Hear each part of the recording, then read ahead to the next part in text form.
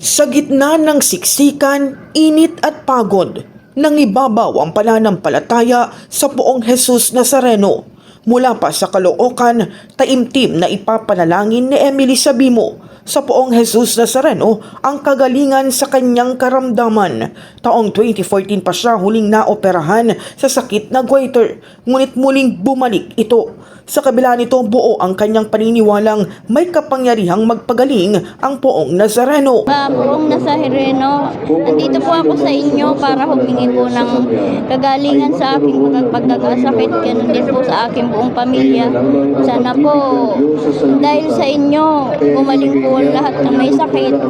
Amen. Si Ian naman mula San Pedro, Laguna ay bahagi ng grupong Mamamasan ng Laguerta. Taong 2009 nang una siyang madala sa Quiapo Church. Anya, dahil sa kanyang panata, ang ama niyang may tuberculosis na binigyan lamang ng 1 taon ng doktor ay nabuhay pa ng 15 taon. Dalawa lang po kami ng dating boss ko.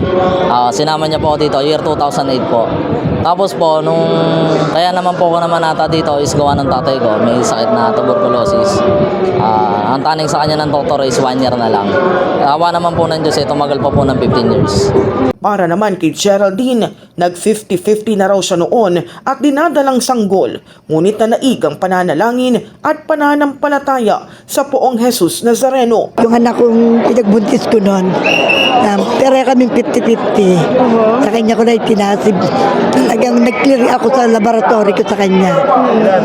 Kaya pinanata na namin taon-taon talaga kaming sumasama sa kanya. Samantala, ilang deboto ang hinimatay dahil sa init at siksikan, ngunit agad namang narespondihan ng mga naka-standby na medics.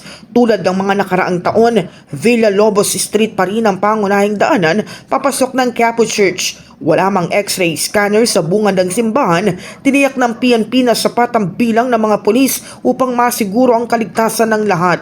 Nagpapatuloy din ang oras-oras na misa o Fiesta Masses sa Quiapo Church na nagsimula alas 3 kahapon pa ng hapon hanggang sa maipasok ang andas ng Poong Jesus Nazareno sa simbahan.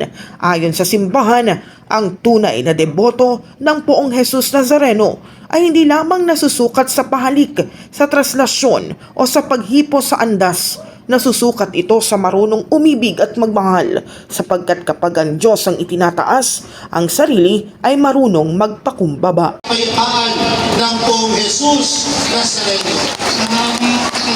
Viva Poong Jesus Nazareno! Viva Poong Jesus Nazareno!